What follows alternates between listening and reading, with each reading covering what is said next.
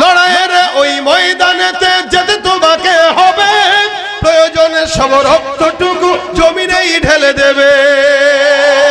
ও লড়াইয়ের ওই ময়দানেতে যেতে তোমাকে হবে, প্রয়োজনে সব রক্তটুকু জমিনেই ঢেলে দেবে। তবুও তোমায় লড়তেই হবে, মানিবে না পরাজয়। তবুও তোমায় লড়তেই হবে, মানিবে না পরাজয়।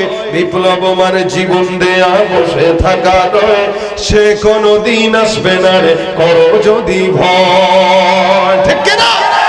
আসবে বিজয় রক্ত আর জীবনের বিনিময়, আসবে বিজয় রক্ত আর জীবনের বিনিময়। বিপ্লব মানে জীবন দেয়া বসে থাকা নয়, সে কোনদিন আসবে না রে করো যদি ভয়। ঠিক কিনা?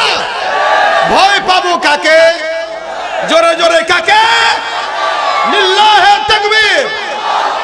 তোমার মতো প্রিয় বন্ধু যার হৃদয়ের, যার কি আর থাকতে পারে, তার কি আর থাকতে পারে চিন্তা মৃত্যুর ভয়।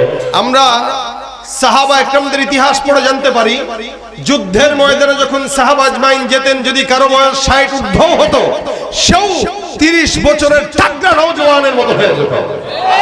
ঠিক তেমনি ভাবে ইসলাম মুসলমানের জন্য 60 বছর 70 বছর বড় বিষয় নয়, বড় বিষয় হলো ঈমানের জওয়ানি। যদি ঈমানের জওয়ানি থাকে, 60 বছরের মুরব্বিও 20 বছরের যুবক হয়ে যায়। ঠিক কিনা জোরে কর। কারা কারা জওয়ান হাত তুলতে বলছি? মুরব্বিরাও হাত তুলছেন। আমি এরকম মুরব্বীদেরকে হাত তুলতে বলি নাই। একটু পরীক্ষা হোক আজকের মাহফিলে যুবক বেশি না মুরব্বী বেশি। তবে মুরব্বী কারা যুবক কারা একটু পার্থক্য করে দেই। মাহফিলে যারা এখানে এসেছেন এদের ভিতরে বিবাহিত যারা, এরা হলো বুড়া। জওয়ান কারা? যারা বিবাহ করে নাই। ঠিক আছে? কারা কারা বিবাহ করেছেন হাতটা তুলে দেখান মুরব্বীর কাতারে। কারা কারা? আমি বিয়ে করেছি, সমস্যা নাই।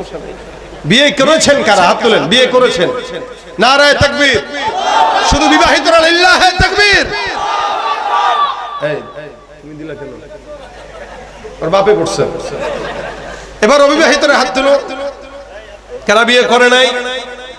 এদের সংখ্যা কম, এরা আজকে হেরে যাবে। এরা আজকে হেরে যাবে। জওয়ান আমি যখন বলছি এরা আজকে হেরে যাবে, যদি না হাঁটতে তাহলে তখনই চিল্লান দিতা। আওয়াজ কম, এদের কোনো জজবা নাই। দেখতে চাই যুবকদের আওয়াজ কি মুরব্বীদের চেয়ে বেশি না কম হবে? লিল্লাহে তাকবীর। আওয়াজ শেষ পর্যন্ত থাকবে ইনশাআল্লাহ। আল্লাহ কবুল করুক, বলেন আমিন। সুতরাং আরেকটা বিয়ে করেন, তারপর আরেকবার সুযোগ দেই। যারা ওই যে এখনো দাঁড়ায় আছে, ছাত্ররা দাঁড়ানো ভাইদেরকে সবাইকে বসার সুযোগ করে দিতে হবে। দাঁড়াইলে জিনিসটা খারাপ দেখায়, একটু বসে যান। গরম লাগলে একটু কষ্ট করে বসেন। ভাই আমিও ঘামাচ্ছি, আপনারাও ঘামাবেন, ঘামাইতে হবে। একটু বসে যান, বসে গেলে সুন্দর হয়। আচ্ছা বলেন তো, এই দুনিয়াতে আল্লাহ পাক আমাদেরকে সবচেয়ে দামি বানিয়েছেন না কম দামি? যারা মোবাইলগুলো ধরে রাখছেন, মোবাইলগুলো বন্ধ করে দেন। কারণ মোবাইলের দিকে সারা জীবন আমরা মোবাইলেই দেখছেন আপনারা। আমাদেরকে মোবাইলে আপনারা দেখেন। তা আজকে আসছি একটু সরাসরি দেখেন। এই ইউটিউব তো এরা রেডি, এই চোখ সব জায়গায় থাকে। সুতরাং কালকেই এই বয়ান ইউটিউবে আসবে। আপনার কষ্ট করে মোবাইল ধরে রাখার কোনো যুক্তিকতা নাই। আপনি আমার দিকে তাকান, কি বলি শুনেন। যে কথাগুলো বলবো এগুলো যেন আল্লাহ আগে আমাকে আমল করার তৌফিক দান করে, আপনাদেরকেও যেন তৌফিক দান করে। এক একটা মাহফিল শুধু আসার জন্য আর বসার জন্য আর কিছু কথা শোনার জন্য না। প্রত্যেকটা প্রোগ্রাম থেকে যদি কিছু শিখতে পারি ভাই, অনেক ফায়দা হবে। এই মাহফিলের ফায়দাটাই এটা, কিছু শিখে যাবেন, কিছু নিয়ে যাবেন। আমিও আপনাদেরকে কিছু যেটা বলবো এটা আমাকে ইসলাহের নিয়তে বলবো, যেন আল্লাহ পাক আমার ভিতরেও একটু কামিয়াবি দান করে। দেখেন এই দুনিয়াতে সবচাইতে দামি জাতি হলো মানুষ। আমরা আমাদের আগে এই দুনিয়াতে আল্লাহ পাক আরো দুই জাতিকে প্রেরণ করেছিলেন। এক নম্বরে ফেরেশতা, দুই নম্বরে জিন্নাত। কিন্তু এরা আল্লাহ পাকের মন জয় করতে পারে নাই, যার কারণে আল্লাহ পাক আমাদেরকে তৃতীয় ধাপে বানিয়েছেন। আল্লাহ পাক যখন আমাদেরকে বানাইতে গেছেন, বানাইতে ইচ্ছা করলেন, তখন কিন্তু ফেরেশতারা ভেটো দিয়েছিল যে আল্লাহ দরকার কি? এরা এই করবে, এটা তো আপনারা জানেনই। আল্লাহ পাক এক বাক্যে জবাব দিয়ে বলেছিল, ইন্নী আ'লামু মা লা তা'লামুন, আমি যা জানি এদের ব্যাপারে তোমরা কিন্তু তা জানো না। এই যে আজকের এই মজমাকে যখন আল্লাহ পাক রব্বুল আলামিন দেখতেছেন যে গরমের ভিতরেও দোকানপাট বন্ধ করে কিছু কিছু বান্দারা এখানে দ্বীনি কিছু মুজাকারা বলার জন্য, শোনার জন্য বসছে, এই মুহূর্তে আল্লাহ পাক আসমানের ফেরেশতাদেরকে সাক্ষী রেখে বলছেন, এই ফেরেশতারা তাকায় দেখো, ওই দিন তো বলেছিলা এদেরকে দিয়ে কোনো কাজ হবে না, গরমের মধ্যেও দোকান বন্ধ করে, কাজ বন্ধ করে, ঘুম বাদ দিয়ে দ্বীনের মজমা শোনার জন্য, বয়ান শোনার জন্য যারা বসছে, তোমাদেরকে সাক্ষী রেখে বললাম আমি আল্লাহ আজকে এদের সব গুনাহ মাফ করে দিলাম। আল্লাহ পাক আগে জিজ্ঞাসা করবেন, এরা কি জান্নাত দেখছে? বলে না। জান্নাত দেখছে? না। জাহান্নাম দেখছে? না। আমাকে দেখছে? না। তোমাকে দেখছে? নবীদেরকে দেখছে? বলে না। কাউকে দেখে নাই। তো চায় কি? ফেরেশতারা কয় আল্লাহ তোমাকে চায়। তো কিছু না দেখার পরেও আমাকে চায়? বলে হ্যাঁ। কিভাবে? বলে তোমার নবী তোমার কথা বলেছেন, তোমার উপর বিশ্বাস করেছে, ঈমান এনেছে, এত কিছুর পরে না দেখেই তোমাকে চায়। আল্লাহ বলে যেই বান্দা আমাকে না দেখে চায়, ওই বান্দাকে আমি আল্লাহ পাক এই মুহূর্তে মাফ করার ঘোষণা করে দিলাম। শুধু তাই নয় যে সুবহানাল্লাহ বললেন, দেখেন রাসূল করিম সাল্লাল্লাহু আলাইহি ওয়াসাল্লাম বলেন, বান্দা যখন কোন দুনিয়ার মজমার মধ্যে বসে যায় দ্বীনি বয়ান শোনার জন্য, আল্লাহর হাবিব বলেন হাফফাতহুমুল মালাইকা, চতুর্দিকে আল্লাহর ফেরেশতারা একজন আরেকজনের গায়ের উপরে উঠে উঠে এই জায়গাটাকে আল্লাহ আরশ পর্যন্ত ঘেরাও করে নিয়ে যায়। আল্লাহর হাবিব বলেন নাযালাত আলাইহিমুস সাকিনা, আসমান থেকে এই জায়গাটায় আল্লাহ পাক সরাসরি রহমত আর বরকত দান করতে থাকে। সুবহানাল্লাহ। রাজরে শুধু তাই না, কত দামি বানিয়েছেন। এই যে সুবহানাল্লাহ বললেন, এই সুবহানাল্লাহটা বলার কারণে আল্লাহ পাক জান্নাতে একটা গাছ লাগাই দিয়েছেন। তার মানে কত দামি বান্দা, বান্দার প্রত্যেকটা পদক্ষেপে, প্রত্যেকটা জবানে আল্লাহ পাক বান্দাকে কি দেয়? নেকি দেয়। আল্লাহ পাক কত দামি বানাইছে। ফেরেশতারা আল্লাহ পাকের এই বান্দাকে সৃষ্টি করার আগে আল্লাহর কাছে বলেছিল আল্লাহ দরকার নাই, কিন্তু আল্লাহ পাক দেখায় দিয়েছেন এরা একদিকে মারামারি করবে, আরেকদিকে কিছু বান্দা রাত জেগে ইবাদত করে আল্লাহর কাছে চাবে। হে মুসলমান, আসমান জমিন যা কিছু আছে আল্লাহ পাক এগুলো 6 দিনে বানাইছেন, বেশি সময় লাগে নাই। আচ্ছা বলেন তো 6 দিন না 6 সেকেন্ডও লাগতো আল্লাহ যদি চাইতেন? মুহূর্তে, চোখের পলকের আগেও হয়ে যাওয়ার সম্ভাবনা ছিল, কিন্তু 6 দিন কেন? আল্লাহ পাক বান্দারা বুঝাইলেন যে আমি আল্লাহ পারলেও বানাই নাই, কারণ ধীরে ধীরে কাজ, এটা আমি আল্লাহর আদত। আর মানুষের আদত, কানাল ইনসানু আজুলা, বান্দারা তাড়াহুড়া করে, যে কোনো জিনিস দেখবেন না বড়লোক হইতে চায় তাড়াতাড়ি। এই কারণে আমাদের দেশের মানুষ ফাও খেতে চায়, তাড়াতাড়ি বড়লোক হইতে চায়, রাতারাতি ধনী হইতে চায়। আল্লাহ পাক বলেন না, মানুষের আদত মানুষ তাড়াতাড়ি করা, কিন্তু আল্লাহর আদত এটা না। আল্লাহ পাক চাওয়ার পরেও 6 দিনে আসমান জমিন বানাইছেন। আর তোমাদের মতো মানুষকে আমি আল্লাহ পাক রব্বুল আলামিন কুন ফায়াকুন দিয়া বানাই নাই। আসমান জমিন যা কিছু আছে আল্লাহ পাক শুধুমাত্র একটা আদেশ দিয়েছেন, হও, হয়ে গেছে। এইজন্য আল্লাহ পাক কোরআনে বলেন ইন্নামা আমরুহু ইযা আরাদা শাইআন আন ইয়াকুলা লাহু কুন ফায়াকুন। সারা আসমান জমিনের মধ্যে যা কিছু আছে আমার আল্লাহ পাক রব্বুল আলামিন একটা আদেশ দিয়া বানাই দেন, কুন ফায়াকুন। আল্লাহ পাক যদি বলেন হও, হয়ে যায়। এ মুসলমান নবীর উম্মত খুব বুঝবেন, আসমান আদেশ দিয়া, জমিন আদেশ দিয়া, পাহাড় আদেশ দিয়া, সমুদ্র আদেশ দিয়া, যা কিছু আছে সব শুধুমাত্র আল্লাহ পাক চাইলেন তো হয়ে গেল।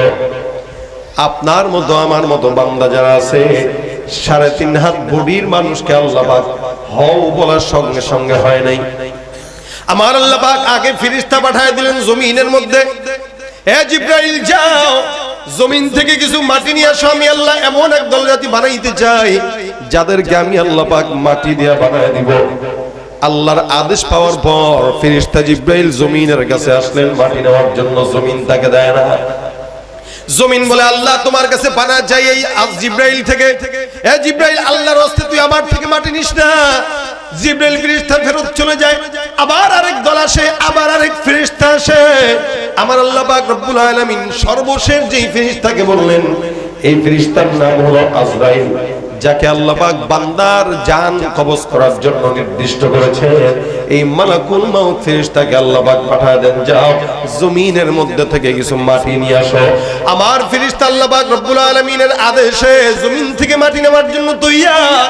জমিনের কাছে এসে বলতেছে জমিন দেওয়া লাগবে। জমিন বলে তোমার কাছ থেকে পানাহ চাই। জিবরাইল ফেরত গেলেন, ইসরাফিল ফেরত গেলেন, মিকাইল ফেরত গেলেন, আজরাইল কিন্তু ফেরত যাওয়ার না।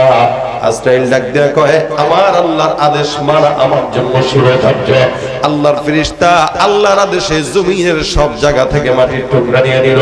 আমেরিকার কিছু মাটি, লন্ডনের কিছু মাটি, ইন্ডিয়ার কিছু মাটি, ওই নাইজেরিয়ার কিছু মাটি, সারা দুনিয়ার জমিন থেকে কিছু মাটির টুকরা একসঙ্গে করে নিয়ে আল্লাহর দরবারে পেশ করলো। এই কারণেই তো কিছু মানুষ সাদা, কিছু মানুষ কালো, কিছু মানুষ লাল, কিছু মানুষ বেটে। মানুষের সমস্ত পরিবর্তনের কারণ হলো এই জমিনের মাটি। আল্লাহ পাক সব মাটির থেকে মাটি নিয়ে এই বান্দাকে সৃষ্টি করেছে। আমার আল্লাহ পাক রব্বুল আলামিন মাটি হাতের মধ্যে নিয়ে নিলেন। আসমানকে যেমন নাকি আল্লাহ পাক রব্বুল আলামিন বললেন কুন হয়ে যাও, আসমান হয়ে গেল, জমিন হয়ে গেল। মানুষ আল্লাহ পাক রব্বুল আলামিন বানাইলেন। এই মানুষকে বানানোর সময় আল্লাহ পাক রব্বুল আলামিন আদেশ দেন নাই। আমার আল্লাহ পাক ডাক দিয়া হাদিসে কুদসির মধ্যে বলেন ইয়া বানি আদম খলাকতুকা বিয়াদাই, আমি আসমান বানাইলাম আদেশ দিয়া, জমিন বানাইলাম আদেশ দিয়া, পাহাড় বানাইলাম আদেশ দিয়া, কিন্তু বান্দা তোমাকে আমি আল্লাহ আদেশ দিয়া বানাই নাই। আমি আল্লাহ আমার নিজের কুদরতের হাত দিয়া বান্দা তোমাকে মহব্বত করে লেপে লেপে বানাইলাম। আমাদেরকে বানাইলেন কে? জোরে বলেন কে? কার হাতে? আল্লাহ নিজের হাতে। আমার আল্লাহ পাক নিজে হাত দিয়া কুদরতি ভাবে লেপে লেপে আমাদের চক্ষুটা বানায়, লেপে লেপে আমাদের জবানটা বানাইছেন, মুখটা বানাইছেন, কপালটা বানাইছেন। শুধু তাই নয়, যার কারণে আল্লাহ পাক বলেন ফানাফাখতু ফীহি মির রূহি, আমি আল্লাহ পাক রব্বুল আলামিন আমার রূহ থেকে আমার বান্দার রূহটাকে আমি আল্লাহ পাক তার দেহের মধ্যে ঢুকে দিলাম। বান্দার দেহের মধ্যে আল্লাহ পাক রব্বুল আলামিনের রূহ থেকে রূহটা ফুঁকে দিয়ে দিলেন। আল্লাহ পাক রব্বুল আলামিন যার কারণে মহব্বত করে বলেন লাকাদ খলাকনাল ইনসানা ফি আহসানি তাকওয়িম। এত সম্মান এত মর্যাদা আল্লাহ পাক দিলেন। এ মুসলমান খুব বুঝবেন, এত মর্যাদা আল্লাহ পাক অন্য কোন জাতিকে দেয় নাই। হাদিস শরীফে আমার পয়গম্বর বলেন মানুষকে সবচাইতে সুন্দর বানাইলেন কেন? আল্লাহ পাক নিজের হাতে বানাইলেন। শুধু তাই নয়, মানুষকে সবচাইতে দামি বানাইলেন কেন? বলে আল্লাহ নিজের হাতে বানাইলেন। কত দামি এই বলেন তো? জমিনের মধ্যে সবচাইতে দামি একটা ঘর আছে, সেই ঘরের নাম কি? হ্যাঁ, কাবা। এটা দুনিয়ার সর্বপ্রথম ঘর। আমার আল্লাহ ডাক দিয়া বলেন ইন্না আউওয়ালা বাইতি উদিআ লিন-নাস লাল্লাযী বিবাক্কাতা মুবারাক ওয়া হুদাল লিল আলামিন। জমিনের মধ্যে সর্বপ্রথম ঘর বাইতুল্লাহ। আমার পয়গম্বর বলেন এই বাইতুল্লাহটা এমন কোন ইমানদার বান্দা যদি একবার তওয়াফ করে, ওই বান্দাকে নবশব্দ ভূমিষ্ঠ হওয়া জন্ম নেওয়া শিশু বাচ্চার মতো আল্লাহ পাক নিষ্পাপ বানায় দেয়। কত সম্মানের ঘর! একটা বান্দা যদি একবার তওয়াফ করে বান্দাটা নিষ্পাপ হয়ে যায়। আমার নবী বলেন এই বান্দা জানো তোমার সম্মান কত, দাম কত। নবী করিম সাল্লাল্লাহু আলাইহি ওয়াসাল্লাম কাবা ঘর তওয়াফ করে তাকায় তাকায় বলে কাবা তোমার মর্যাদা আল্লাহর দরবারে অনেক বেশি, তোমার সম্মান আল্লাহর দরবারে অনেক বেশি। তুমি কি জানো তোমার মর্যাদা এত বেশি হওয়ার পর কত বেশি যে কোনো বান্দা যদি একবার তওয়াফ করে ওই বান্দার গুনাহ মাফ হয়। কিন্তু তুমি কি জানো তোমার চাইতেও একদল আছে যার কাম আল্লাহর দরবারে তোমার চাইতেও বেশি। আমার নবী কাবার দিকে তাকায় তাকায় ডাক দেয়া বলে কাবা তোমার চাইতেও আরেকজনের সম্মান বেশি। সেই বান্দাকে তারা কে জানো? দুনিয়ার জমিনের মধ্যে একজন আদনা থেকে আদনা ইমানদার। আমার নবী ডাক দেয়া বলেন ওই ইমানদার যার অন্তরের মধ্যে একদম সরিষা দানা পরিমাণ ঈমানের নূর থাকবে। আমার নবী ডাক দেয়া বলেন ওই ইমানদার বান্দার সম্মান আমার এই আল্লাহর দরবারে আল্লাহর ঘর বাইতুল্লাহর চাইতেও কোটি কোটি গুণে বেশি। বাইতুল্লাহর চাইতেও একজন ইমানদারের দাম বেশি। এই কারণে এইতে বলে কারো মনে তুমি দিও না আঘাত, সে আঘাত লাগে কাবার ঘরে। এ মুসলমান, আল্লাহ পাক রব্বুল আলামিন বান্দাকে এত সম্মান দান করলেন যার কারণে বাইতুল্লাহর চাইতেও একজন আদনা মুমিনের সম্মান আল্লাহর দরবারে বেশি। বান্দার সম্মান কত? বাইতুল্লাহর চেয়ে বেশি সম্মান। আপনার থেকে আদনা মুমিন হোক, ওর দাম বেশি কেন? আল্লাহ পাক ওকে দুনিয়ার খলিফা বানায় দিয়েছেন, অন্য কাউকে বানান নাই। আল্লাহ পাক ওকে আল্লাহর নিজের রূহ থেকে রূহ ফুঁকে দিয়েছেন, যেটা অন্য কোনো প্রাণীকে দেন নাই। একদিকে আল্লাহ পাক সম্মানিত করলেন, আরেকদিকে ডাক দিয়া বলতেছেন উলাইকা কাল আনআম বাল হুম আদাল, এগুলা গরুর মতো, শুয়োরের মতো, পশুর মতো, জানোয়ারের মতো, হায়াওয়ানের মতো। বাল হুম আদাল, তার চাইতেও নিকৃষ্ট। এখানে যতগুলো মানুষ আছেন সব হলো আশরাফুল মাখলুকাত। আমাদেরকেই আশরাফুল মাখলুকাত বানাইছেন, আবার আমাদের ব্যাপারেই বলতেছেন কুকুরের চাইতেও কি খারাপ। আচ্ছা বলেন তো, এক জায়গায় বলতেছেন দামি, আরেক জায়গায় বলতেছেন কুকুরের চেয়েও খারাপ।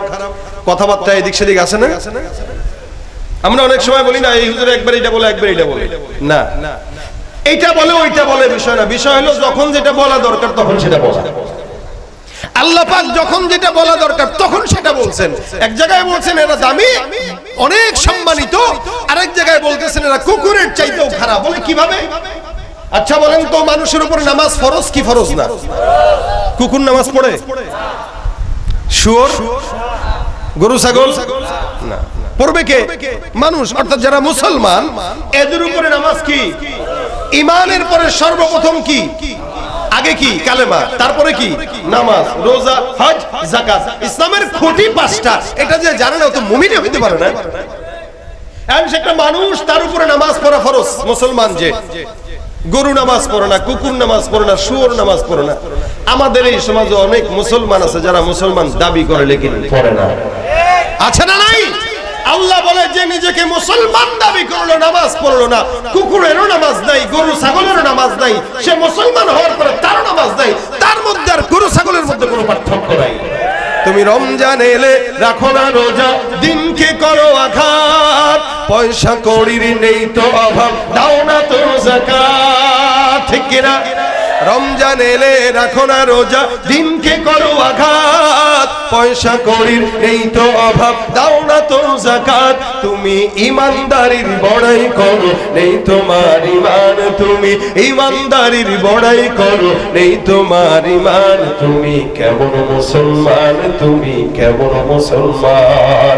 নামাজের সাথে নাই পরিচয়, মানো না কোরআন, নামাজের সাথে নাই পরিচয়, মানো না কোরআন। তুমি কেমন মুসলমান, তুমি কেমন মুসলমান? ঠিক না? মুসলমানের উপরে কোরআন পড়া আবশ্যক, রোজা রাখা আবশ্যক, ঈমান হানা আবশ্যক। এটা যদি কোনো মুসলমান মানার পরেও সে নামাজ না পড়ে, কোরআন না পড়ে, সুন্নাত না মানে, ওর মধ্যে গরু ছাগলের মধ্যে কোনো তফাৎ নাই। সোজা কথা। এরপর আল্লাহ বলেন বালহুম আদাল, এই কুকুরের চেয়ে খারাপ কিভাবে? বলেন চাঁদাবাজি করে কুকুর না মানুষ? এই যে স্বৈরাচারী সরকার বিদায় হইল, আচ্ছা বলেন তো স্বৈরাচারিতা কি এখনই কমছে? চাঁদাবাজি কমছে? খুব তো বলছিলেন স্বাধীন দেশ করে ফেলছি, কই এখন যারা ক্ষমতায় আসে নাই এরাও দেখেন চাঁদাবাজি শুরু করছে। তাহলে এরা ক্ষমতায় আসার পরে কি করবে? এক স্বৈরাচারী কি যে বাংলার জনগণ বিদায় করতে পেরেছে, এটা মাথায় রাখতে হবে। ভবিষ্যতে যদি আবার কেউ ক্ষমতা না পেয়েও স্বৈরাচারিতার কাতারে নেমে যায়, তাদেরকেও বিদায় করতে বাংলার জনগণ দেরি করবে না। সুতরাং সাবধান। 16 বছরের দাপটওয়ালা ক্ষমতাশীল সরকারকে 40 মিনিটের মাথায় এই সরকারকে বিদায় করতে বাধ্য হয়েছে জনগণ। আবার কেউ যদি নতুন করে স্বৈরাচারীর কাতারে নাম লেখায়, তাদেরকে 40 মিনিট নয় 20 মিনিটের ব্যবধানে বিদায় করতে বাধ্য হবে। এজন্য সাবধান। আল্লাহ পাক রব্বুল আলামিন বলছেন বালহুম আদল, ওরা কুকুরের চেয়ে খারাপ কিভাবে? চাঁদাবাজি করে কুকুর, মানুষ করে, কুকুর করে না। চাঁদাবাজি করে কি গরু? না, মানুষ করে, গরু করে না। যত গুনাহ, যত অন্যায়, যত অবিচার যা কিছু আছে করে কে? মানুষ। আল্লাহ বলে কুকুর হওয়ার পরেও সে চাঁদাবাজি করে না, জেনা করে না, ব্যভিচার করে না, দুর্নীতি করে না। কিন্তু তুই মানুষ হওয়ার পর তুমি করো, তাহলে তুমি কুকুর, গরু, ছাগল, শুয়োরের চাইতেও খারাপ। বালহুম আদাল, বালহুম আদাল। একদিকে সম্মানিত করলেন, আরেকদিকে কুকুরের চাইতেও কি বললেন? খারাপ বললেন। আর যখন সে দামি হয় তখন কি হয়? আল্লাহ পাক বলেন আলা ইন্না আউলিয়া আল্লাহি লা খাউফুন আলাইহিম ওয়া লা হুম ইয়াহজানুন। আমার আল্লাহ ডাক দেয়া বলে, হ্যাঁ শুনে রাখো, একদল ভালো থাকবে আর একদল খারাপ থাকবে, কিন্তু যারা আল্লাহর বন্ধু হয়ে যাবে, এখানে যারা যারা আছেন আল্লাহর বন্ধু হইতে চান, কারা কারা হাত তুলে দেখা দেন। আল্লাহু আকবার, আল্লাহু আকবার, আল্লাহু আকবার। আল্লাহ তুমি তোমার বন্ধু হিসেবে আমাদের কবুল করো। দুনিয়াতে আমরা কোন নেতাকে বন্ধু বানাইতে চাই না, অনেক বানায় দেখছি, নেতা আমাদেরকে রেখে পালায় গেছে। বন্ধু বানায় দেখছেন, হেলিকপ্টার উঠে একা পালায় গেছে, আমাদেরকে নেয় নাই, একা চলে গেছে। কিন্তু আল্লাহ একা যাবে? আল্লাহ বান্দাকে ছাড়বে? দুনিয়ার স্বার্থপরিতা চোখের সামনে প্রকাশ হয়ে গেছে। সুতরাং বুঝার পরেও যদি কেউ আল্লাহ ছাড়া অন্য কাউকে বন্ধু বানায়, তার কপালে খারাপই আছে, ভালো কিছু নাই। এই জন্য আল্লাহ ডাক দিয়া বলে, আলা ইন্না আউলিয়া আল্লাহ, আলা ইন্না আউলিয়া আল্লাহ লা খাউফুন আলাইহিম ওয়ালা হুম ইয়াহজানুন। আল্লাহ পাক রব্বুল আলামিন বলেন, জেনে রাখবা যারা আল্লাহর বন্ধু হয়ে যায়, জমিনে এদের কোনো ভয় নাই, আখিরাতেও তাদের কোনো টেনশনের কারণ নাই। সুবহানাল্লাহ, আখিরাতেও তাদের কোনো টেনশনের কারণ নাই। এ মুসলমান খুব বুঝবেন, আল্লাহ পাক বলেন, দুনিয়া যারা আমার বন্ধু তাদের দুনিয়াতে ভয় নাই। হ্যাঁ, দুনিয়াতে কেমনে ভয় থাকবে না? হকের পথে যদি থাকবেন, হাজারো মানুষ বিরোধিতা করবে, দুনিয়ার কোন মানুষের প্রটোকল দরকার নাই। আল্লাহ পাক আসমানি ফেরেশতাদেরকে দিয়ে প্রটোকল দিবে, ঠিক কিনা? আচ্ছা বলেন তো, এই সমাজের মধ্যে অসংখ্য নেতা কর্মীরা আমাদের দেশে ছিল, ডানে একজন, বায়ে একজন, সামনে একজন, পিছনে একজন, দরকার ছিল কি ছিল না? ছিল। কেন ছিল? এরা দুনিয়ার মানুষের নেতা হইতে পারে, কিন্তু আল্লাহর পছন্দনীয় ছিল না। আর আল্লাহওয়ালা বুজুর্গানে দিন যারা, তাদের ডানেও লাগে না, বায়েও লাগে না, সামনেও লাগে না, পিছনে লাগে না, কারণ আল্লাহর ফেরেশতারা তাদের বডিগার্ড হয়ে যায়। আলা ইন্না আউলিয়া আল্লাহ লা খাউফুন আলাইহিম আই ফিদ দুনিয়া, অর্থাৎ দুনিয়াতে তাদের কোনো ভয় নাই। হকের উপরে যারা চলে, দেখবেন এরা কাউরে গইনা কথা বলে না। হকের পক্ষে যারা থাকে, এরা কাউকে ভয় পেয়ে চলে না। যে দালালি করে, গোলামি করে, মুনাফিকি করে, এদের অবস্থা একবার এই দল ক্ষমতায় আসলে ওই দলের সেক্রেটারি, আরেক দল ক্ষমতায় আসলে ওই দলের সভাপতি। করতাম আমি আওয়ামী লীগ, এখন করি বিএনপি, আগামীতে হতে পারি যদি একজন এমপি। কি বলেন? আছে না কিছু সুবিধা? আগে ছিল যে সরকারি দলের সেক্রেটারি, এখন সরকারি দল চলে গেছে, এখন না না না, আরে আমি তো ওই দল। সারা বাংলাদেশে এখন কোন আওয়ামী লীগ পাওয়া যায় না, কথা কয় না, কই রে ভাই? হ্যাঁ ভাই, এটা আমি দলের সাফাই বা দলকে কটূক্তি করার জন্য বলছি না, কথা বলছে এটা যারা মুনাফিকি করবে, এরা একবার এই দল একবার এই দল করবে, আর যারা আল্লাহর পথে থাকবে আজীবন তারা আল্লাহর গোলামের পরিচয় দিয়ে যাবে। আমি আপনি সবাই এখানে আল্লাহর গোলাম। কার গোলাম? দুনিয়া কিয়ামত হয়ে গেল আমরা কার গোলাম? এই জায়গাটা ঠিক রাখবেন। আওয়ামী লীগ করেন, বিএনপি করেন, হেফাজত করেন, চরমুনাই করেন, জামাত করেন, বাসদ করেন, জাসদ করেন, কোনো টেনশন নেই, আপনার গোলামি থাকবে একটাই, যে আমি আল্লাহর গোলাম। এই জন্য সব ক্ষেত্রে একটা জায়গায় থাকবেন। দুনিয়ার সব মানুষকে বন্ধু বানায় দেখছেন, কোনো ফায়দা হয় নাই। আল্লাহকে বন্ধু বানাবেন। রাত ৩টার দিকেও চেয়ারম্যানকে ডাকলে চেয়ারম্যান না শুনলেও জায়নামাজ বিছানায় আল্লাহর কাছে পড়ে থাকেন, আপনার কথা শোনার জন্য আল্লাহ পাক আসমান থেকে ডাক দিয়া বলবেন, আলামিন মুস্তাগফির, এমন কোন চানেওয়ালা আছো, চাও আমি আল্লাহ দেওয়ার জন্য তৈয়া। বলবেন কে? দুনিয়ার কোন চেয়ারম্যান এগুলো বলছে? এমপি বলছে? কেউ বলবে না। বলবেন কে? আর বিছানায় শুয়ে শুয়ে ঘুমায় ঘুমায় ফজরের নামাজ না পড়া কোনোদিন আল্লাহর বন্ধু হওয়া যায় না, আল্লাহর বন্ধু হওয়া যায় না। ভাইরা আমার খুব বুঝবেন, আল্লাহ পাক রব্বুল আলামিন বন্ধু হওয়ার জন্য আদেশ দেয়। বলখের বাদশা ইব্রাহিম ইবনে আদহাম রাহমাতুল্লাহ আলাইহির কথা, উনি ওনার বিছানার মধ্যে একদিন ঘুমন্ত, বিছানার মধ্যে ঘুমায় ঘুমায় হঠাৎ করে রাত্রিবেলা ছাদের থেকে আওয়াজ, কে যেন ছাদের মধ্যে ঠুক ঠুক ঠুক ঠুক আওয়াজ করে। ইব্রাহিম ইবনে আদহাম রাহমাতুল্লাহি আলাইহি ডাক দিয়া বলে, ছাদের মধ্যে কে? ছাদের মধ্যে আওয়াজ যখন আসলো, ইব্রাহিম ইবনে আদহাম জিজ্ঞাসা করলেন, ছাদের মধ্যে আওয়াজ দেয় কে? একজন বান্দা ডাক দিয়া বলে, আমি একজন মুসাফির, আমি এখানে আসলাম, আমার ঘোড়া হারায় গেছে, ঘোড়া তালাশ করে খোঁজার জন্য। ইব্রাহিম ইবনে আদহাম রাহমাতুল্লাহি আলাইহি ডাক দিয়া বলে, ব্যাপার কি? পাগল নাকি এটা? ঘোড়া তালাশ করার জন্য আমার বিশাল বড় এই ছোট্ট একটা ছাদের মধ্যে তুমি আসলা, ছাদের মধ্যে ঘোড়া হারানো যাবে না, খোঁজাও লাগবে না, ছাদের মধ্যে ঘোড়া তালাশ করে না। যদি ঘোড়া তালাশ করার জন্য যাওয়া লাগে তাহলে মরুভূমির মধ্যে যাও, জঙ্গলের মধ্যে যাও। এই ছোট্ট ছাদের মধ্যে তালাশ করে ঘোড়া তালাশ করে পাওয়া যাবে না, হারাবেও না। ইব্রাহিম ইবনে আদহাম কথা বলতে দেরি ছাদের থেকে আওয়াজ চলে আসলো, এই ছোট্ট ছাদে যদি ঘোড়া তালাশ করে না পাওয়া যায়, বিশাল বড় আল্লাহকে ছোট্ট খাটের মধ্যে শুয়ে শুয়ে তুমি কেমনে তালাশ করতে চাও? এত বিশাল বড় আল্লাহকে তুমি পাইতে চাও আর বিছানার মধ্যে শুয়ে ফজর কাজা দাও? ইব্রাহিম ইবনে আদহাম রাহমাতুল্লাহ আলাইহি উঠে গেলেন, আরে কথা তো ঠিকই, যেই বলুক না কেন। এই কারণে আমার আল্লাহ ডাক দিয়া বলেন, আলা ইন্না আউলিয়া আল্লাহ লা খাউফুন আলাইহিম ওয়ালা হুম ইয়াহজানুন। যারা আল্লাহর বন্ধু হয়ে যায় জমিনের মধ্যে তাদের কোনো টেনশন নাই। সুফিয়ান সাওরী রাহমাতুল্লাহ আলাইহি অনেক বড় একজন বুজুর্গ ছিলেন, নাম শুনছেন নি কেউ? সুফিয়ান সাওরী। যারা ইসলামের বই কিছু পড়েন, দ্বীনি কিছু বই মোতালা করেন, এদের নামগুলো জানা থাকার কথা। অনেক বড় বুজুর্গ ছিলেন। খুব মজার ঘটনা, সুফিয়ান সাওরী রাহমাতুল্লাহ আলাইহি একবার কাবার চত্বরে হাতিমের মধ্যে ঘুমায় আছেন। ওনার পাশে ওনার আরেকজন খাদেম ছিলেন, যার নাম ছিল সুফিয়ান ইবনে উয়াইনা। তো দুইজন একসঙ্গে শোয়া বসা। এর মধ্যে হঠাৎ করে তখনকার খলিফা যিনি ছিল মক্কার, নাম ছিল খলিফাতুল মুসলিমিন, খলিফা জাফর মনসুর। এই খলিফা জাফর যদিও মুসলমান ছিল কিন্তু স্বৈরাচারী সরকার মার্কা মুসলমান ছিল। উপর দিয়া দেখাইতো তাসবিহ, পট্টি মাথায়, সবকিছু আছে, ভিতর দিয়ে আলেমদেরকে জেলখানায় নিয়ে তারপর মারার চক্রান্ত করত। এটা হলো তাদের হালত। আপনাদের মনে হয় এই কথাটা পছন্দ হয় নাই, কারণ আপনারা তো ফরিদপুর গোপালগঞ্জ এলাকার লোক, তো এজন্য আপনাদের এগুলো পছন্দ হইতেছে না। না না, হয় নাই। হইলেও কি না হইলেও কি, আজীবন বলে গেছে এগুলোই বলবো।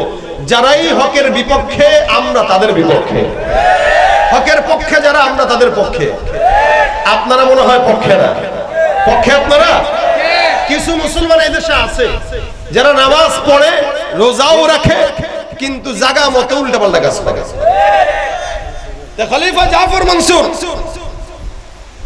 উনি সুফিয়ান সাওরী রাহমাতুল্লাহ আলাইহির বিরুদ্ধে ফাঁসির পরোয়ানা জারি করছেন। এরা ফাঁসি দাও কেন? বলে সে হকের পক্ষে খালি ফতোয়া দেয়, বড় বড় ফতোয়া দেয় সরকারের বিরুদ্ধে, এর ফাঁসি দেওয়া লাগবে। আমি নিজে আসতেছি, মসজিদে আয়েশার পাশে এর ফাঁসির কাষ্ঠ ঝুলায় দাও, ফাঁসির মঞ্চ তৈরি করে আমি আসবো, তার ফাঁসি হবে। তো সুফিয়ান সাওরী রাহমাতুল্লাহ আলাইহি বসে রয়েছেন, জিকির করতেছিলেন হাতিমে কাবার মধ্যে বসে বসে। আর খাদেমের নাম সুফিয়ান। খাদেম আওয়াজ শুনলেন যে সুফিয়ান সাওরীকে তালাশ করার জন্য একদল আসতেছে। ডাক দিয়ে কয়, হুজুর তাড়াতাড়ি উঠেন, তাড়াতাড়ি উঠেন, পলায় যান। বলে কই পলায় যাব? খলিফা নিজে আসতেছে আপনারা ফাঁসি দেওয়ার জন্য, তাড়াতাড়ি পলায় যান। বলে পলায় যাব মানে আমি যেখানে বসছি এই জায়গাটা কি? বলে হাতিম, কাবার চত্বর, কাবার অংশ, যেটা হাতিমে কাবাকে কাবার অংশ বিশেষ বলে। আমি কাবার চত্বরে বসা, কাবার ভিতরে বসা, এই ঘরটা কার? আল্লাহ। আমার আল্লাহ বলেন, মান দাখালাহু কানা আমিনা। কাবার মধ্যে যে প্রবেশ করবে সে সম্পূর্ণ নিরাপদ। নিরাপত্তার দায়িত্ব কার? আল্লাহর। আমি কাবার চত্বরে বসা, এই জায়গায় বসে বসে আমি আল্লাহর জিকির করতেছি, আরেক বেঈমানের বাচ্চা আমারে ফাঁসি দেওয়ার জন্য আসতেছে। তুমি আমারে বললা এখান থেকে পলায় যাইতে, পলাবো কোথায়? আমার কাছে দুনিয়ার সবচাইতে আশ্রয়স্থল হইল আমার আল্লাহ, আর আমি আমার মাওলার ঘর বাইতুল্লাহর মধ্যেই আছি। সুতরাং বাইতুল্লাহর মধ্যে যদি থেকে পলানো লাগে, আর বাইতুল্লাহর মধ্যে থেকে যদি পলাইতে হয়, যেই মাওলার গোলামি করে ওই মাওলার গোলামি করা দরকার নাই, অন্যর গোলামি করব। সুফিয়ান সাওরী রাহমাতুল্লাহ আলাইহি লাভ দিয়া দাঁড়ায় গেলেন আমারে পলানোর জন্য। বলে কোথায় পলাবো? আল্লাহর বান্দা কাবার সামনে যায়, কাবা একটা জায়গা আছে, ঘরের মধ্যে একটা জায়গা আছে যার নাম মুলতাজাম। একদম দরজা থেকে হাজরে আসওয়াদ পর্যন্ত যেই জায়গাটা, নবী বলেন এই জায়গার মধ্যে কোন ইমানদার বান্দা যদি দোয়া করে, যেই দোয়াই করবে ওই দোয়াই আল্লাহ পাক কবুল মঞ্জুর করে নেবে। এবার সুফিয়ান সাওরী রাহমাতুল্লাহ আলাইহি সুন্দর করে ওই জায়গায় দাঁড়ায় ডাক দেয়া বলে, আল্লাহ আমি তোমার বান্দা সুফিয়ান, এখানে দাঁড়ায় দাঁড়ায় তোমার কাছে বলতেছি, মালিক শুনলাম আমাকে ফাঁসি দেওয়ার জন্য একটা বেঈমান খলিফা আসতেছে। মালিক তোমার গোলামি করে আমি বান্দা, তুমি আমার মুনিব, আমি তোমার গোলাম। আল্লাহ সুফিয়ান সাউরিকে যদি হত্যা করার জন্য যেই বান্দা নালায়েক বান্দাটা আসতেছে আল্লাহ ওই বান্দা মক্কায় আসার আগেই তুমি তাকে দুনিয়ার জমিন থেকে বিদায় করে দিবা। যদি ওই বান্দা আজকে মক্কার জমিনের মধ্যে ঢুকে আমি বলে রাখলাম তোমার সঙ্গে আমি বান্দার সম্পর্ক আর থাকবে না। সুবহানাল্লাহ। বড় কথা বললো, এই কথা বলার মতো কলিজা লাগে। আমরা বলতাম কি, আরে কি বলে এটা, আল্লাহর সঙ্গে সম্পর্ক বলে থাকবে না। কত বড় কথা। সুফিয়ান সাউরি বলতেছে আল্লাহ বুঝে নিও, ও যদি কোনো মতে মক্কায় ঢুকে সম্পর্ক কিন্তু শেষ। পাশ থেকে খাদেম কয় হুজুর কি বলেন এগুলা, আল্লাহকে থ্রেট দিচ্ছেন সম্পর্ক শেষ হয়ে যাবে, এটা কোনো কথা? আল্লাহর কি ঠেকা পড়ছে আপনার সঙ্গে সম্পর্ক করার জন্য? অবশ্যই ঠেকা পড়ছে। যদি ঠেকা নাই পড়তো জিন্নাত নিয়ে থাকতো, ফেরেশতাকে নিয়ে থাকতো, আমারে বানাইতো না। সুবহানাল্লাহ। আল্লাহ আগে বানাইছে কারে? ফেরেশতারে, তারপরে বানাইছে কারে? জিন্নাতে। ভাল লাগে নাই বাপ, মানুষকে বানাইছে কেন? এরা আল্লাহ আল্লাহ বলে ডাকবে, আমার দিল ঠান্ডা হবে। আমাকে বানাইছে তার দিল ঠান্ডা হওয়ার জন্য। আমার কথা শুনবে না তো কার কথা শুনবে? দেখেন আল্লাহর কাছে কখনো কি বলতে পারছেন এভাবে?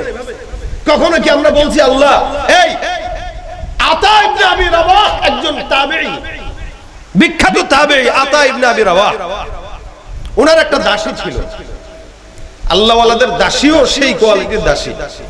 আতা ইবনে আবি রাবাহ একদিন দেখেন রাত 3টার দিকে তার দাসী যায় নামাজের বিছানায় বসে বসে বলতেছে মালিক তোর কাছে একটা জিনিস চাই, তুই যে আমারে মহব্বত করস না আল্লাহ, ওইটার বিনিময়ে তুই আমার জিনিসটা দিস। কি বলতেছে? যে তুই যে আমারে মহব্বত করস, ওই মহব্বতের বিনিময়ে তোর কাছে আমি একটা জিনিস চাই। আতা ইবনে আবি রাবাহ তাকায় আছে, কয় কি পাগলি, আল্লাহ তারে মহব্বত করে সে উসিলা দিবে, বরং না বলা এটা দরকার ছিল যে আমি যে তোমারে মহব্বত করি এই উসিলায় দিও। হ্যাঁ বলতেছে কি আল্লাহ তুমি যে আমারে মহব্বত করো এই উসিলায় দিও। তাই চাইতেছে আল্লাহ আমার কাছে, আমার কিন্তু এটা দরকার, তুমি যে আমারে ভালোবাসো না, ভালোবাসো তো, ভালোবাসলে এটা দিতে হবে, দিও। আতা ইবনে আবি রাবাহ ডাক দিয়ে বলতেছেন দাসী এরা কি হুজুর কি চাইলা তুমি এটা আল্লাহর কাছে? আল্লাহ তোমাকে মহব্বত করে এই বিনিময়ে দিবে কেন? তুমি আল্লাহকে মহব্বত করো এই বিনিময়ে না দিবে? না না না না। দেখবেন মহিলা মানুষ তো এরা বহুত ডেঞ্জারাস। স্বামীরে মহব্বত করে না, আস্তে করে ডাক দেখাম জান মহব্বত করো না, ভালোবাসি তো, ভালোবাসলে একটা জিনিস চাই দিবা, বলে কিনা? স্বামীরে এই জায়গাটা আঘাত দেয়, তুমি যে আমার এত ভালোবাসো আমি একটা জিনিস চাইলে দিবানি, আসলে এটাই তো বলা দরকার। আতা ইবনে আবি রাবাহ ডাক দিয়ে বলতেছেন তুমি কি বললে এটা? কয় জি আল্লাহ যে আমারে মহব্বত করে এটা আমি জানি, আমি মহব্বত করি বা না করি এটা পরের হিসাব, ওটা তো আল্লাহ জানে, কিন্তু আল্লাহ যে আমাকে মহব্বত করে এই উসিলায় চাইলাম। বলে আল্লাহ যে তোমাকে মহব্বত করে বুঝলা কিভাবে? শুনেন কথা কি বুঝতেছেন আপনারা? ইনশাআল্লাহ আতা ইবনে আবি রাবাহ জিজ্ঞাসা করছে আল্লাহ যে তোমারে মহব্বত করে বুঝলা কিভাবে? দাসী ডাক দিয়া বলতেছেন আচ্ছা হুজুর বলেন তো আমার আশেপাশে আরো ঘর আছে কিনা? বলে আছে। কয়জন রাত্রি জেগে আছে? কয় সব তো ঘুমায়। কয় আল্লাহ পাক রব্বুল আলামিনের রাত 3টার দিকে উঠা তার প্রেমে যায় নামাজে বসে থাকা, সিজদা দেওয়া, এটা তো আমি আমার শক্তির কারণে পারি না, ওইটা করার জন্য আল্লাহর মহব্বত লাগে। আল্লাহ আমার মহব্বত করে বলেই তো ঘুম থেকে কান ধরে জাগায় তার সিজদায় ঢোকায় দিয়েছে। এই জন্য আমি বললাম আল্লাহ তুমি যে মহব্বত করো এই বিনিময়ে দাও, আমি মহব্বত করি ওটা তো পরের হিসাব, কারণ আমি মহব্বত করলেই উঠতে পারতাম না, তুমি করো বিদায় আমাকে ঘুম থেকে জাগাইছো, বিছানায় বসায় দিয়েছো। এজন্য চাওয়া লাগে, চাওয়া জানতে হয়। সুফিয়ান সাউরি ডাক দিয়ে বলে মালিক আমি যে তোমাকে মহব্বত করি, তুমি যে আমাকে মহব্বত করো, এটার আলামত আজকে দেখতে চাই। যে বেঈমান ফাঁসি দেওয়ার জন্য আসতেছে, ও যদি মক্কায় ঢুকে তাহলে সম্পর্ক তোমার সাথে শেষ, আর যদি আগেই শেষ হয়ে যায় তাহলে সম্পর্ক শেষ না বরং আরো গাঢ় হবে। কারণ বিপদে যে পাশে দাঁড়ায় সেই প্রকৃত বন্ধু। সুফিয়ান সাউরির খাদেম বলতেছে হুজুর যদি আল্লাহ আপনার এই দোয়া না কবুল করে, দোয়া কবুল যদি না করে তাহলে সম্পর্ক শেষ। হুজুর কেমনে বলতেছেন সম্পর্ক শেষ? কয় হ্যাঁ, জিন্দেগীর সমস্ত খায়সাত বাদ দিয়া তার জন্যই মক্কায় পড়ে থাকি, এই তার জন্যই জিকির করি, তার জন্যই নামাজ পড়ি, তার জন্যই জিন্দেগি কুরবান করেছি। সে যদি আমার এতটুকুন কথা না শুনে তাহলে আমি তার কিসের প্রেম করলাম আর সে আমার সঙ্গে কি প্রেম করলো? ধরে রাখছে তো ধরে রাখছে, ছাড়ে না, হাত ছাড়ে না। সুফিয়ান সাউরি রাহমাতুল্লাহ আলাইহি বারবার বলে আল্লাহ এই বান্দাটা এখান থেকে আসার আগেই তাকে হত্যা করে ফেলো, দুনিয়া থেকে বিদায় করে দাও। আমি তোমাকে মহব্বত করি, এটা মহব্বতের আলামত। তুমি আমাকে মহব্বত করো, আলামত। তুমি 24 ঘন্টা মক্কার মধ্যে আমাকে রাখছো। যে যাকে মহব্বত করে মহব্বতের আলামত। আমার আল্লাহ পাক ডাক দিয়ে হাদিসে কুদসির মধ্যে বলেন, কুনতু সামাহুল্লাযী ইয়াসমাউ বিহা ওয়া বাসরুহুল্লাযী ইউবসিরু বিহা ওয়া ইয়াদুহুল্লাযী ইয়াবতিশু বিহা ওয়া রিজলুহুল্লাযী ইয়ামশি বিহা। বান্দা যখন আল্লাহর মহব্বতের বান্দা হয়ে যায়, বান্দা যখন আল্লাহর বন্ধু হয়ে যায়, আল্লাহ যখন বান্দার বন্ধু হয়ে যায়, আমার আল্লাহ ডাক দিয়া বলে, বান্দা তার কান দিয়া যা শুনে, বান্দা তার কানে থাক, বান্দার কানের বান্দার থাকে না, বান্দার সব কান আমি আল্লাহর কান কুদরতি ভাবে রূপান্তরিত হয়ে যায়। বান্দা যখন জিকির করে, বান্দার ঠোঁট বান্দার থাকে না, বান্দা যখন পাও দিয়ে হাঁটে, বান্দার পাও বান্দার থাকে না, বান্দা যখন হাত দিয়ে ধরে, বান্দার হাত তখন বান্দার থাকে না। আমি আল্লাহ কুদরতি ভাবে বান্দার ভিতরে ঢুকে যাই। এ মুসলমান নবীর উম্মত, সুফিয়ান সাউরি রাহমাতুল্লাহ আলাইহি হাতটা দিয়ে বারবার করে আল্লাহ মুনতাজমে দাঁড়ায় দাঁড়ায় দোয়া করলাম। ওই বান্দা আসার আগে যেন বান্দা জমিন থেকে বিদায় হয়ে যায়। বান্দা বারবার আল্লাহর কাছে চায়, আল্লাহর কাছে চায়, যে বন্ধু বানায় নিয়েছে। আমার আল্লাহ ডাক দিয়া বলে, মাল্লাহুল মাওলা ফালাহুল কুল। যেই বান্দা আল্লাহর জন্য হয়, সমগ্র আসমান জমিন গ্রহ নক্ষত্র গোটা দুনিয়া ওই বান্দার জন্য হয়ে যায়। ভাইরা আমার, সুফিয়ান সাউরি রাহমাতুল্লাহ আলাইহি আল্লাহর বন্ধু হয়ে আল্লাহকে ডাকছেন। একদিন পরে এলান শুরু হয়ে গেল। সুফিয়ান সাউরি রাহমাতুল্লাহ আলাইহি মক্কার সামনে দাঁড়ায় মুনতাজমের সামনে দাঁড়ায় দোয়া করছেন। একদিন পরে এলান হইতেছে, তায়েফ থেকে আমাদের খলিফা জাফর মনসুর আসতেছে। ঘোড়ার পিঠ থেকে পড়ে ঘোড়ার পাড়ায় জমিন ত্যাগ করেছে। সুবহানাল্লাহ, আল্লাহু আকবার, আল্লাহু আকবার। একদিনের ভিতরেই আলামত প্রকাশ হয়ে গেছে। সুফিয়ান সাউরি মক্কার সামনে দাঁড়ায় দাঁড়ায় দোয়া করতেছেন, আর শত্রুর উইকেট পড়তেছে তাইফের ময়দানের ওই সাইডে। মুসলমান খুব বুঝবেন এখান থেকে একটা বিষয়, দুনিয়ার জমিনে আল্লাহওয়ালা বুজুর্গরা এখনো আছে না নাই? আল্লাহওয়ালা বুজুর্গ যারা, এদের কিন্তু বেশি কিছু করা লাগে না। যায় নামাজের বিছানায় বসে বসে দোয়া করবে। আমেরিকার ময়দানে এক একটা নাস্তিকের এজেন্ডারা উইকেট পড়ে পড়ে খতম হয়ে যেতে দেরি হবে না। হে মুসলমান নবীর উম্মত, এই জন্য আমার আল্লাহ ডাক দিয়া বলতেছেন, আলা ইন্না আউলিয়া আল্লাহ লা খাউফুন আলাইহিম ওয়া লা হুম ইয়াহজানুন। হে বান্দা মনে রাখবা, জমিনের ভিতরে কেউ যদি আল্লাহর বন্ধু হয়, আল্লাহর বন্ধু হয়, আল্লাহর বন্ধু হয়, ওই বান্দার জমিনে পেরেশানি নাই, টেনশনের কারণ নাই, আর কিয়ামতের ময়দানেও বান্দার জাহান্নামে যাওয়ার কোনো দুঃখ থাকবে না। সুবহানাল্লাহ বিহামদি। বন্দেগানে খাসে আল্লাহ মুল গুয়ুব, বন্দেগানে খাসে আল্লাহ মুল গুয়ুব, দর জাহা জানে জওয়াসি সুকুল, যে মিসর শবু এ পিরাহন শনিদি, চরাদর চাহে কিনানশ নদীদি। আমার আল্লাহ পাক রব্বুল আলামিন এখনো আছে কিনা নাই? যে আল্লাহ আগে ছিল এখনো আছে। কি হলো ভাই, হঠাৎ করে কি বৃষ্টি আসতেছে নাকি? হ্যাঁ, নাকি শয়তান খোঁচাইতেছে? মাঝখান থেকে যারা উঠে এটা বড় পেঁচালের লোক হয়। কেন জানেন? অর্ধেক শুনে অর্ধেক শুনে না, ওই অর্ধেক শুনে যে উল্টা পাল্টা চিন্তা করে আর মন্তব্য করে। কথা না বুঝলে, পরিপূর্ণ না বুঝলে তখন অর্ধেক শুনেই উল্টা পাল্টা বুঝা বা মন্তব্য করার প্রবণতা হয়। এ কারণে যতটুকু শোনার পরিপূর্ণ শুনবো, আমলের নিয়ত শুনবো ইনশাআল্লাহ। তাহলে বন্ধু হইতে হবে কার? আল্লাহ। আল্লাহর বন্ধু হওয়ার জন্য ছোট্ট একটা আমল, যেটা আপনার এবং আমার সকলের মানা উচিত, জানা উচিত। আমরা এখানে যারা বসছি, আমিও চাই আল্লাহর ওলি হইতে, আপনারাও চান আল্লাহর ওলি হইতে। কি চান কি চান না? এই যে দেখেন, সুফিয়ান সাউরি রাহমাতুল্লাহ আলাইহি আল্লাহর কাছে চেয়ে তার হক আদায় করে নিতে পারছে, কিন্তু আমরা পারি না। কেন? বলে মাওলার সাথে আমাদের সেই সম্পর্ক নেই। এই জন্য সম্পর্ক করতে গেলে একটা আমল সবচেয়ে বেশি জরুরি। রাসূল করিম সাল্লাল্লাহু আলাইহি ওয়াসাল্লাম এখানে হাদিসে বলেন, ইত্তাকিল মাহারিম তাকুন আ'বাদান নাস। হারাম থেকে বাঁচো, গুনাহ থেকে বাঁচো, যাতে করে আল্লাহর বন্ধু হয়ে যেতে পারো। সুবহানাল্লাহ। আল্লাহর বন্ধু হওয়ার জন্য তাহাজ্জুদ দরকার নাই।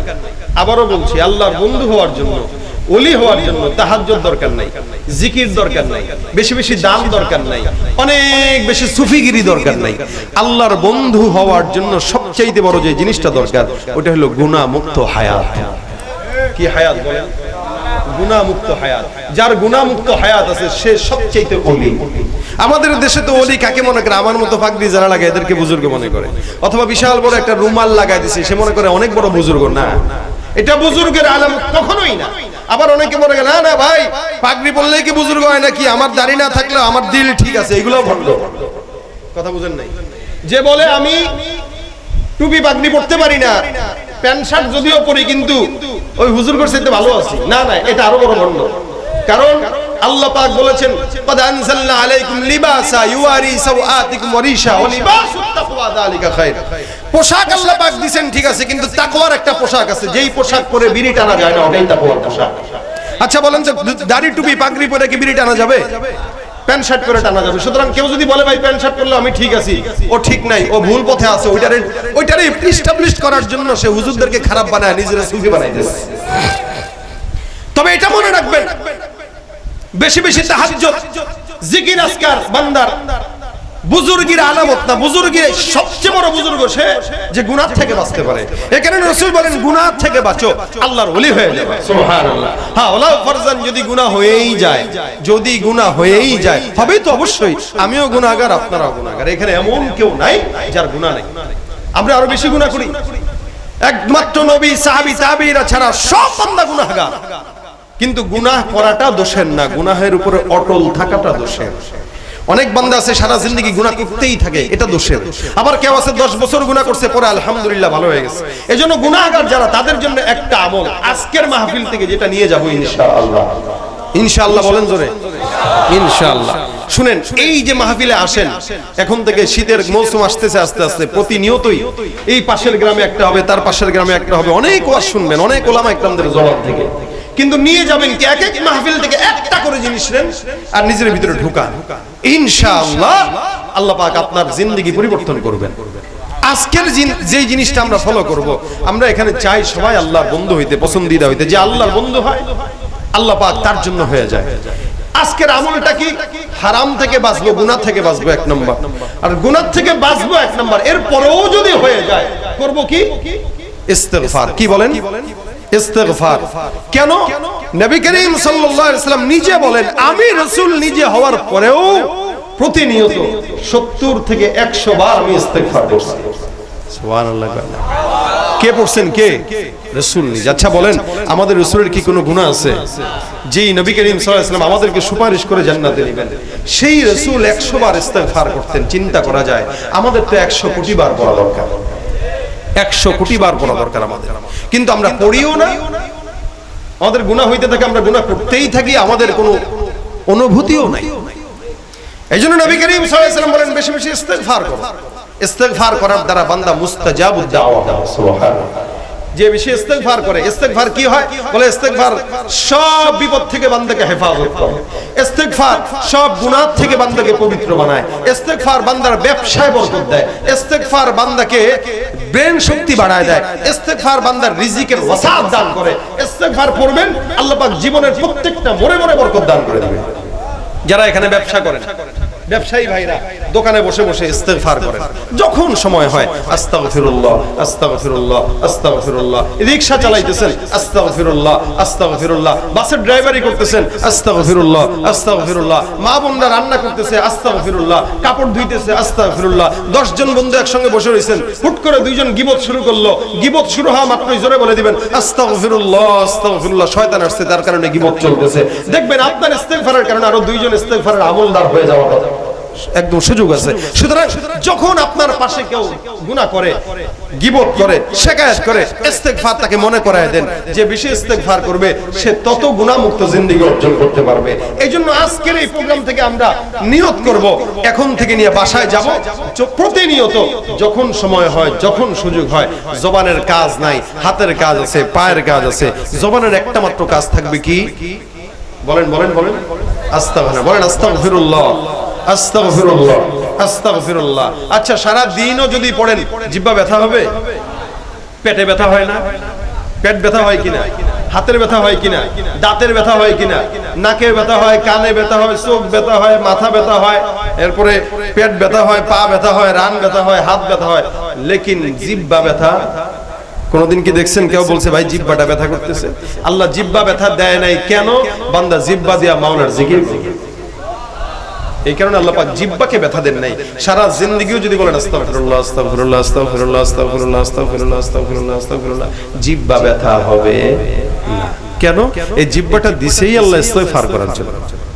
এইজন্য আজকে থেকে নিয়ত করেন, বাসায় বিবিকে বলবেন, অভাব যাদের আছে অভাবগ্রস্ত বান্দারা পড়বেন, ইনশাআল্লাহ ইস্তিগফারের বরকতে রিজিকের ওসাআত হবে। গুনাহ তো প্রতিনিয়ত আমাদের হয়, প্রতিনিয়ত আমাদের গুনাহ হয়ে যায়। আমরা মন্তব্য মানুষের উপরে মানুষের হিংসাত্মকভাবে গীবত শেখায়ত করি, হিংসাত্মকভাবে পরনিন্দা করি, গীবত গাই। এই যে গুনাহগুলো প্রতিনিয়ত হয়, যখনই মনে হবে ইস্তিগফার করেন, আপনার এই গোপন গুনাহগুলো ইস্তিগফার ধুয়ে মুছে সাফ করে দেবে ইনশাআল্লাহ। এজন্য আমি নিজে চেষ্টা করব ইনশাআল্লাহ, যখন সুযোগ হয় অথবা প্রত্যেকদিন একটা সময় নির্দিষ্ট রাখবেন যে ওই সময়টা চোখ বন্ধ করে মিনিমাম 100 বার ইস্তিগফার করব, প্রতিদিন 100 বার। রাসূল যেহেতু পড়ছেন আমিও পড়ব। যদি পড়তে পারেন, রাত্রে বেলা ঘুমের আগে ইস্তিগফারের আমল করে যদি ঘুমাইতে পারেন, আর ওই রাতে যদি মরণ হয়, ইনশাআল্লাহ তওবার মরণ নসিব হয়ে যাবে। আমরা সবাই চাই তো তওবার মরণ, চাই ঠিকই। আচ্ছা বলেন তো, ইস্তিগফারের আমলটা বললে কি কষ্ট হবে? গুনাহ হবে? টাকা খরচ হবে? কিচ্ছু হবে না। কিন্তু ফায়দা কি হবে? আল্লাহর ওলি হয়ে যাবেন, তওবার হায়াত নসিব হয়ে যাবে এবং তওবার মরণ নসিব হয়ে যাবে। এজন্য আজকে থেকে, এখন থেকে আমি সহ আপনারা প্রত্যেকেই নিয়ত করেন, যখন সময় হয়, হাতের কাজের ফাঁকে ফাঁকে, পায়ের কাজের ফাঁকে ফাঁকে, ব্যস্ততার ফাঁকে ফাঁকে, যখনই সময় হয় আস্তাগফিরুল্লাহ পড়েন একটু, আস্তাগফিরুল্লাহ আস্তাগফিরুল্লাহ আস্তাগফিরুল্লাহ। এই যে ঢাকা থেকে এসে আপনাদেরকে দুইটা কথা বললাম, আবার চলে যাব। ভাই আমার ফায়দা কি আর মাদ্রাসাওয়ালাদের ফায়দা কি? মাদ্রাসাওয়ালাদের ফায়দা হলো এই একটা কথা যদি কেউ আমল করে, তাহলে এই মাদ্রাসার কামিয়াব, যারা কষ্ট করে আপনারা টাকা পয়সা দিয়েছেন, এই আঞ্জামটা করেছেন, তাদের প্রত্যেকের আমল নামে আজকে সওয়াব চলে। আপনি যদি আমলটা করেন অথবা আপনি যদি অন্য কাউকে উদ্বুদ্ধ করেন, তাহলে এই আমলটা আপনার আমল নামাতেও জমা হবে, যে আপনার কারণে আরেকজন ইস্তিগফারের আমলদার হয়ে গেছে। আল্লাহ পাক আমাদের সকলকে তৌফিক দান করুন, জোরে বলেন আমিন। বন্ধু কে হবে? কে হবে? জোরে বলেন।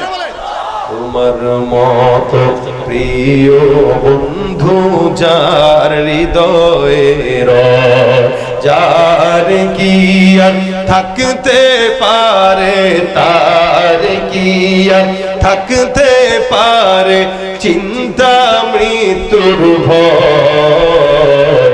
তোমার মতো প্রিয় বন্ধু যার হৃদয়ে, শিশুকালে মায়ের দুধে বাঁচাও খোদা প্রাণ, মায়ের স্নেহে বেড়ে উঠি তোমার অবদান।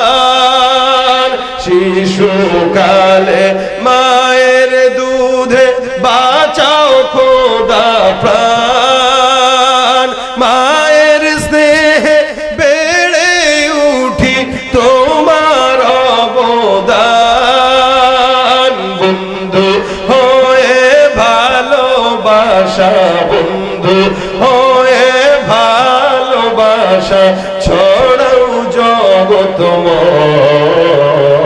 তোমার মতো প্রিয় বন্ধু যার হৃদয়ে, তার কি আর থাকতে পারে, তার কি আর থাকতে পারে চিন্তা মৃত্যুর ভয়।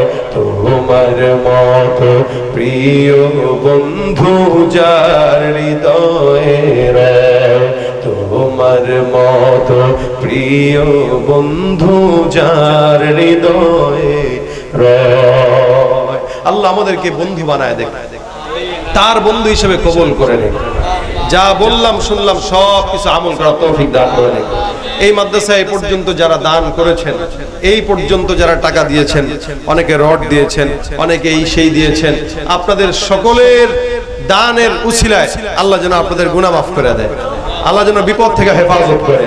নিশ্চিন্তে থাকেন, মাদ্রাসায় দিয়েছেন, মাদ্রাসায় না মাদ্রাসায় দিয়েছেন, নিশ্চিন্তে থাকেন। এই মাদ্রাসা না থাকলেও এখান থেকে যারা ফারেগ হয়ে বেরোবে, এরা যতদিন থাকবে, এদের থেকে যত ছাত্র আসবে, তাদের থেকে যত ছাত্র আসবে, কিয়ামত পর্যন্ত এই সওয়াব আপনার আমলনামায় যাবে। মরণের পরে বুঝবেন যে টাকা পয়সা যদি যা কামাইছি সবই যদি দিয়ে আসতাম, আহারে তাও তো আফসোস থাকতো না, তখন বুঝবেন। এই জন্য আফসোসের কিছু না। এরপরেও যারা দিতে পারেন নাই, সব সময় চেষ্টা করবেন এই মাদ্রাসার সাথে থাকার। এখান থেকেই আল্লাহ ওয়ালারা বের হয়, ঠিক না? আল্লাহ পাক আমাদেরকে এই মাদ্রাসাকে কবুল করুক, মাদ্রাসায় ছাত্র ভরপুর করে দেখ। যারা মাদ্রাসার সাথে খেদমতে আছে, আল্লাহ পাক এদের জানে মাল ইমানে আমলে হায়াতের মধ্যে বারাকা দান করে দেখ, বলেন আমিন। দুরূদ শরীফ পড়ুন, আল্লাহুম্মা সাল্লি আলা সাইয়্যিদিনা ওয়া নাবিয়্যিনা ওয়া শাফিঈনা ওয়া হাবিবিনা ওয়া মাওলানা মুহাম্মদ। আচ্ছা, উপস্থিত যারা উপস্থিত, ব্যাগ আছে উপস্থিত, ব্যাগ দিয়ে দাও। হ্যাঁ, যারা 10-20 টাকা 100 টাকা 50 টাকা করে দিবেন, ব্যাগ চলে যাবে। একটু শেষ শেষ শেষ ভালো, যার সব ভালো তার শেষ মেশ একটু ব্যাগটা একটু পাঠিয়ে দিচ্ছি। আপনারা এই ব্যাগের ভিতরে যতটুকু পারেন ততটুকু দেন, যার যতটুকু সামর্থ্য আছে ততটুকু ব্যাগের ভিতরে দিয়ে দেন ইনশাআল্লাহ। একটু বেশি বেশি চেষ্টা করুন, মিনিমাম 100 টাকা করে, মিনিমাম 100 টাকার একটা নোট করে দেওয়ার চেষ্টা করেন। 100 টাকার একটা নোট, মিনিমাম 100 টাকার একটা নোট। হালাল হারাম না মানিয়া কত টাকা করছো কামাই, এত টাকা রাখবা কোথায়, কাফনের তো পকেট নাই। হালাল হারাম না মানিয়া কত টাকা করছো কামাই, এত টাকা রাখবা কোথায়, কাফনের তো পকেট নাই।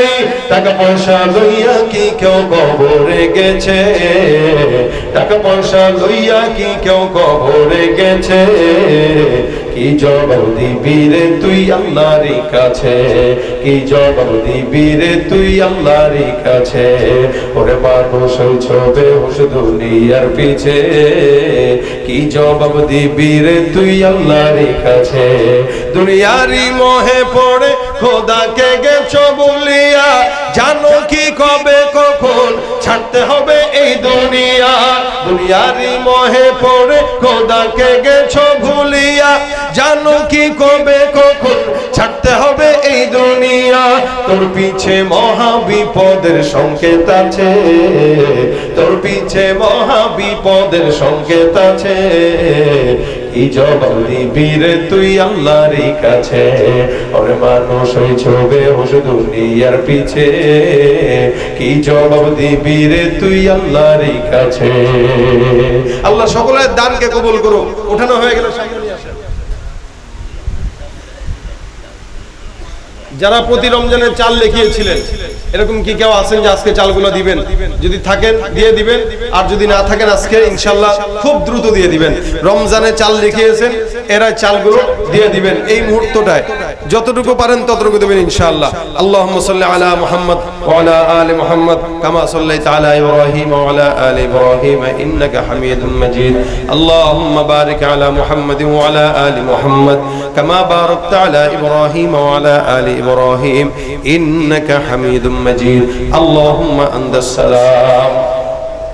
ربنا ظلمنا أنفسنا وإن لم تغفر لنا وترحمنا لنكونن من الخاسرين.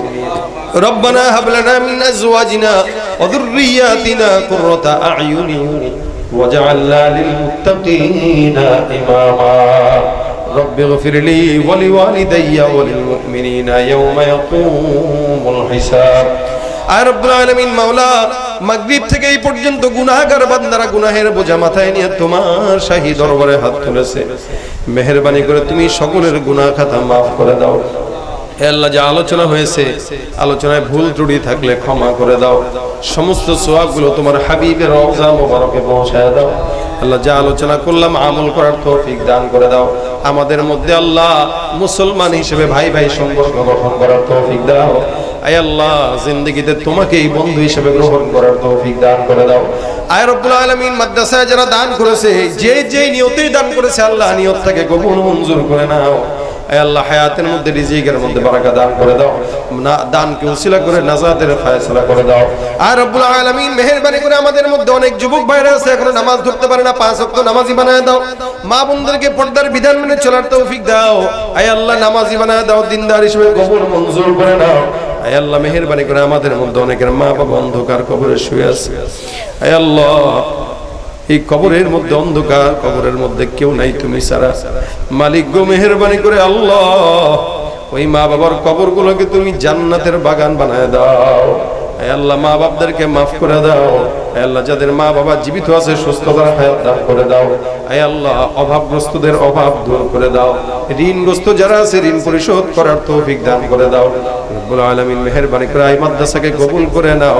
সমস্ত হাজাত গায়বী খাজানা থেকে পূরণ করে দাও। আল্লাহ ওস্তাদ ছাত্রদেরকে কবুল ও মঞ্জুর করে নাও। আল্লাহ দিনদার নেককার আমল সালেহ করার তৌফিক দান করো আল্লাহ। আর রব্বুল আলামিন মেহেরবানি করে আমাদের সকলকে তোমার হাবিবের রওজা জিয়ারত করার তৌফিক দাও। যারা একবার গিয়েছে বারবার যাওয়ার তৌফিক দান করে দাও আল্লাহ। আমাদের বাংলাদেশকে হেফাজত করো আল্লাহ। আয় আল্লাহ বাংলাদেশকে ইসলামের রাষ্ট্র হিসেবে কবুল করো। এই দেশকে আল্লাহ পুনরায় স্বাধীন করার জন্য যারা জীবন দিয়েছে ছাত্রদেরকে আল্লাহ তুমি মাফ করে দিয়া তাদেরকে শাহাদাতের মর্যাদা দিয়া দাও আল্লাহ। রব্বির হামহুমা কামা রব্বায়ানি সগীরা রব্বির হামহুমা কামা রব্বায়ানি সগীরা সুবহান রাব্বিকা রব্বিল ইজ্জাতি আম্মা ইয়াসিফুন ওয়া সালামুন আলাল মুরসালিন ওয়াল হামদুলিল্লাহি রাব্বিল আলামিন।